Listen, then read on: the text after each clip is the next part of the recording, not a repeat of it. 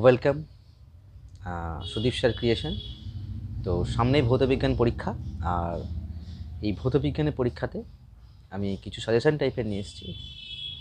প্রকৃতপক্ষে কোনো সাজেশান তো ভৌতবিজ্ঞানের হয় না, জাস্ট কোন কোন পার্টগুলো আমরা ভালো করে পড়বো সেগুলো নিয়েই আলোচনা জাস্ট করব, বা কয়েকটা পার্ট আমি বলে দিচ্ছি, সেগুলো একটু বেশি করে ভালো করে পড়ে যাবে। তো প্রথমেই আসি পরিবেশের জন্য ভাবনা। আমার খাতায় আমি অলরেডি লিখে রেখেছি এখানে পরিবেশের জন্য ভাবনা। সেখান থেকে কী কী প্রশ্ন তোমরা বেশি করে পড়বে এবারে, এটা হচ্ছে স্থিতিশীল উন্নয়ন, জ্বালানি, তাপন মূল্য সংরক্ষণ, ওজোন গ্যাসের ধ্বংস এবং তার ক্ষতিকারক প্রভাব। এই কটা মোটামুটি টপিক একটু ভালো করে পড়বে। পরে হচ্ছে গ্যাসের আচরণ থেকে তোমরা অঙ্ক পড়বে P1 V1 P2 V2, অর্থাৎ বয়েলের সূত্রের যে অঙ্কগুলো আছে সেখান থেকে খুব ভালো করে পড়বে। একটা অঙ্ক আসতে পারে PV = nRT, এখান থেকেও কিন্তু অঙ্ক দিতে পারে।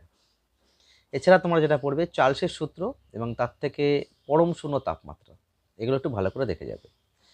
গেলুসাকের গ্যাস আয়তন সূত্র, এটাও একটু ভালো করে দেখে যাবে। কোনো বছরই পরীক্ষায় আসে না, তো দিতে পারে বলা যায় না।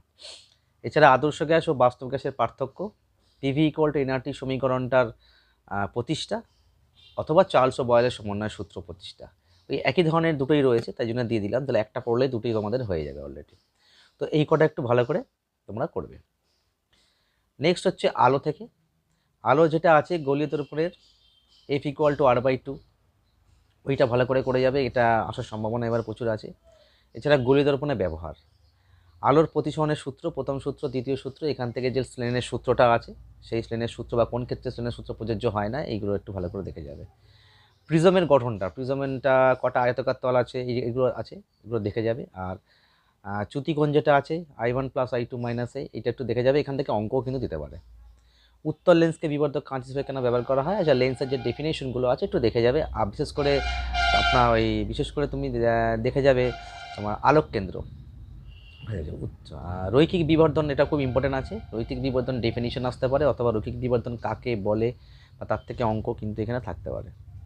আলোর বিক্ষেপণ, র্যালের সূত্র, আর দিনের বেলা আকাশকে নীল দেখায় কেন, বা লাল কাঁচ দিয়ে আমরা সবুজ, লাল কাঁচ দিয়ে যদি আমরা সবুজ কিছু দেখি তাহলে কালো দেখায় কেন, এই সমস্তগুলো আসতে পারে। আর বিভিন্ন কম্পাঙ্কের তরঙ্গ, দৃশ্যমান আলো, এক্স রশ্মি, এগুলোর যে তরঙ্গ দৈর্ঘ্য অনুসারে যে সাজানো থাকে, সেইগুলো একটু ভালো করে দেখতে হবে, কেন ওখান থেকে ছোটো প্রশ্ন আসতে পারে। আর রৈখিক বিবর্ধন থেকে অঙ্ক আসতে পারে। আর একটা হচ্ছে প্রতিসরাঙ্ক = আলোর গতিবেগ বা ওই মাধ্যমে আলোর গতিবেগ, এই যে সূত্রটা আছে সেই সূত্রের মধ্যে দিয়ে কিন্তু ছোটো একটা অঙ্ক কিন্তু দিতে পারে। এগুলো ভালো করে একটু দেখে যাবে, জাস্ট এটা সাজেশন টাইপের, লাস্ট মিনিট সাজেশন টাইপের। এছাড়া চলতড়িৎ থেকে আছে অনেকটা বড় পার্ট আছে চলতড়িৎ, তার মধ্যে কুলম্বের সূত্রটা একটু ভালো করে দেখবে। ওহমের সূত্র থেকে রোদের ধারণা, এটা একটু ভালো করে দেখতে হবে, রোদের এককগুলো। আর একটা ইম্পর্টেন্ট প্রশ্ন হচ্ছে পরিবাহী রোধ কোন কোন বিষয়ের উপর নির্ভর করে, এবং সেখান থেকে যে R = ρL/A যে ফর্মুলাটা আছে সেই ফর্মুলাটা জন্য ইম্পর্টেন্ট আছে খুব। এছাড়া জুলের সূত্র আছে, এবং জুলের সূত্র থেকে অঙ্ক আছে যেগুলো ওয়াট, কিলোওয়াট, ঘরে পাখা যেগুলো আছে সেগুলো তোমরা নিশ্চয়ই করেছো, সেখান থেকে আসবে। CFL এলইডির মধ্যে ডিফারেন্স, ফিউজ তারের বৈশিষ্ট্য বা ফিউজ তার, নাইক্রোম তার, এগুলো কী কী কেন ব্যবহার করা হয়, কী দিয়ে তৈরি, এইগুলো একটু ভালো করে দেখবে। আর সবথেকে মোস্ট ইম্পর্টেন্ট হচ্ছে তড়িৎ চালক বল আর বিভব প্রভেদের মধ্যে পার্থক্য, এটা কিন্তু খুব ইম্পর্টেন্ট। এছাড়া আছে বার্লো চক্র, এসি থেকে ডিসি সুবিধা অসুবিধা। আর মোস্ট ইম্পর্টেন্ট আরেকটা প্রশ্ন আছে এখানে, তাপবিদ্যুৎ জলবিদ্যুৎ। আমার মন বলছে এখান থেকে তাপবিদ্যুৎ অথবা জলবিদ্যুৎ যে কোনো একটি উৎপাদন প্রক্রিয়া কিন্তু এখান থেকে আসতে পারে। এছাড়া অঙ্কের মধ্যে যেটা আছে E= অর্থাৎ তড়িৎ চালক বল I (R+R) যে নষ্ট ভোল্টের ব্যাপারটা আছে ওখান থেকে অঙ্ক। আর আর্থ, লাইভ ও নিউট্রাল তারের রং, এইগুলো ছোটো ছোটো প্রশ্ন কিন্তু থাকতে পারে। তো এইগুলোটা দেখে যাবে ভালো করে। নেক্সট হচ্ছে তাপের ঘটনাসমূহ, এখান থেকে দ্বিধাতব পাত এবং তার ব্যবহার, এটা আসার সম্ভাবনা থাকে। কঠিন পদার্থের 3টে প্রসারণ আছে, তাদের ডেফিনেশন এবং তাদের 3টে রিলেশন, সেটা ভালো করে দেখে যাবে। এছাড়া তরল পদার্থের আপত ও প্রকৃত প্রসারণ, এগুলো দেখে গেলেই মোটামুটি হয়ে যাবে। পরমাণু নিউক্লিয়াসের মধ্যে ইম্পর্টেন্ট হচ্ছে পরমাণুর দুর্ঘটনা, নিউক্লিয় বিভাজন এবং নিউক্লিয় সংযোজন, এগুলো ভালো করে দেখবে। এছাড়া বন্ধন শক্তি, ভর ত্রুটি ও আইনস্টাইনের যে সমীকরণ E = mc² আছে সেটা একটু ভালো করে দেখে যাবে। আর তার মধ্যে তেজস্ক্রিয় বিকিরণে আলফা, বিটা, গামা যেগুলো বিটা, সেই অঙ্কগুলো তো আমি সম্পর্কে আলোচনা করছি না, জাস্ট থিওরিগুলো সম্পর্কে আমি বলে যাচ্ছি। এগুলো পরীক্ষার আগে ভালো করে একবার চোখ বুলিয়ে যাবে। নেক্সট হচ্ছে পর্যায় সারণী থেকে ওই একটা অঙ্ক থাকে দেখবে, যে ABC 3টে মৌলের পারমাণবিক সংখ্যা বলে দেয়, ওগুলো তোমাদের প্র্যাকটিস করতে হবে। এছাড়া মেন্ডেলিফের পর্যায় সূত্র এবং তার থেকে ত্রুটি, আর বিশেষ করে হাইড্রোজেনের স্থান পাহাড়েনকে দুষ্ট মূল্য বলা হয় কেন, এইগুলো একটু ভালো করে দেখে নেবে। এছাড়া বিজ্ঞানী মজলের পরীক্ষা আছে, কত বড় একটা মানে 2018 সালে সম্ভব এসেছিল, তো সেটা একটু দেখে যাবে। তড়িৎ বিশ্লেষণ আছে, ভোল্টামিটার, ক্যাথোড, অ্যানোড কাকে বলে, ডেফিনেশনগুলো, তীব্র ও মৃদু তড়িৎ বিশ্লেষণ পদার্থ কাকে বলে, এই সমস্তগুলো। জলের তড়িৎ বিশ্লেষণ ও কপারের তড়িৎ বিশ্লেষণ, কপার তড়িৎদ্বারের সাহায্যে, আর জলের হচ্ছে প্ল্যাটিনাম তড়িৎদ্বারের সাহায্যে, এইগুলো একটু ভালো করে দেবে, এখান থেকে একটা পার্ট থাকবে। এছাড়া ক্যাথোড অ্যানোডের বিক্রিয়াগুলো কী কী উৎপন্ন হয় সেগুলো মোটামুটি দেখা যাবে। আয়নীয় সংযোজী বন্ধনে লুইস ডট চিত্রটা খুবই থাকবে, যে লিথিয়াম হাইড্রেট, ক্যালসিয়াম অক্সাইড, জল, F2N2 NH3 HF, এগুলো মোটামুটি ভালো করে দেখা যাবে। এছাড়া আয়নীয় যৌগ কঠিন হয় কেন, বা একটা আয়নীয় যৌগ একটা সংযোজী যৌগ দিয়ে বললো এর গলনাঙ্ক বেশি হয় কেন, কম্পেয়ারিং করা, এগুলো ব্যাপার আছে। সোডিয়াম ন্যাপথলিনের মধ্যে গলনাঙ্ক বেশি কার, কেন, এই সমস্ত ছোট প্রশ্নগুলো একটু দেখে যাবে। বিশেষ করে বইয়ের দেখবে যে আয়নীয় যৌগের বৈশিষ্ট্যগুলো যেখানে লেখা আছে ওখান থেকে 3-4টে পয়েন্ট দেওয়া আছে, ওখান থেকে ভালো করে পড়ে যাবে, ওখান থেকে চলে আসবে। ধাতুবিদ্যা থেকে ধাতুগুলোর আকরিকের নাম, দুটো করে আকরিকের নাম ও সংকেত আমি মুখস্থ করতেই বলেছিলাম সবাইকে।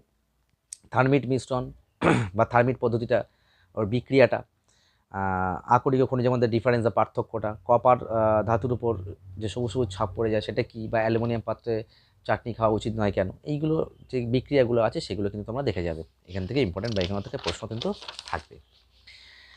সর্বশেষ আছে জৈব যৌগ। জৈব যৌগ কার্বনের যে মডেলটা আছে এবারে কিন্তু খুব ইম্পর্টেন্ট। সমবায়বতা থেকে উদাহরণ দেবে, অবস্থান ঘটিত আর কার্যকরী মূলক ঘটিত। অ্যালকিন, অ্যালকেন, অ্যালকাইনের যে সাধারণ সংকেতটা আছে খুব ভালো করে দেখে যাবে, এখান থেকে শর্ট কোশ্চেন অ্যান্সার করতে পারবে। সব থেকে মোস্ট হচ্ছে এস্টারিফিকেশন বিক্রিয়া, ইথাইল অ্যালকোহলের সঙ্গে অ্যাসিটিক অ্যাসিডের বিক্রিয়া এগুলো করবে। পলিইথিলিনটা করবে, ইথাইল অ্যালকোহলের সঙ্গে সালফিউরিক অ্যাসিডের বিক্রিয়া, এবং ব্রোমিনের সঙ্গে অ্যাসিডিনের যে বিক্রিয়াটা আছে সেগুলো কিন্তু খুব ভালো করে যাবে, ভালো করে দেখে যাবে। আর গ্যাস প্রস্তুতির মধ্যে যেটা একটা আছে আমাদের অ্যাসিড স্পর্শ পদ্ধতিতে সালফিউরিক অ্যাসিড এবং নাইট্রোজেন গ্যাস, এই দুটো কিন্তু খুব ইম্পর্টেন্ট আছে। আর এখান থেকে আরও ছোটো ছোটো অনেক প্রশ্ন আছে, সেটা তো একদিনে সম্ভব নয়, সেগুলো প্রস্তুতি করতে হয় বা প্রস্তুতি রাখতে হয়, সেই জন্যই হয়। তো সেই জন্যই নাইট্রোজেন গ্যাস প্রস্তুতি, স্পর্শ পদ্ধতিতে সালফিউরিক অ্যাসিড, এটা দুটো ভালো করে যাবে। আর বাকি ছোট প্রশ্ন অনেক থাকবে, যেমন মাল্টিপল চয়েস 15 নম্বরের প্রশ্ন আছে, এছাড়া 21 নম্বরের শর্ট কোশ্চেন আছে। সেগুলো শর্ট কোশ্চেন না ধারণা থাকলে সেগুলো পড়া সম্ভব নয়। তো প্রশ্ন একটু না একটু টুইস্ট থাকবে, ঘুরিয়ে থাকবে। আমার সাজেস্ট হচ্ছে তোমরা প্রশ্নটা খুব ভালো করে পড়বে, পড়ে কোন চ্যাপ্টারের প্রশ্ন বা কোন অধ্যায়ের প্রশ্ন সেটা আগে তোমরা একটু ভালো করে বোঝার চেষ্টা করবে, এবং সেই অধ্যায় থেকে যা যা পড়েছো একটু ভাববে, তোমরা কিন্তু উত্তর পাবে। প্রথম দেখাতে কিন্তু প্রশ্নগুলো একটু কঠিন বলে মনে হতে পারে, কোত্থেকে দিল, কিন্তু একটু ভাবলে তোমরা কিন্তু উত্তর পেয়ে যাবে। আশা করি সবার পরীক্ষা ভালো হোক, আগামী যে পরীক্ষাগুলো আছে সেগুলো ভালো হোক, আর ভালো করে পরীক্ষা দাও। আর এই সাজেশনগুলো একটুখানি দেখে যেও চোখ বুলিয়ে। আশা করছি তোমাদের পরীক্ষা খুব ভালো হবে। সবাইকে ভালো পরীক্ষা দাও, সবাইকে অল দ্য বেস্ট, বাই।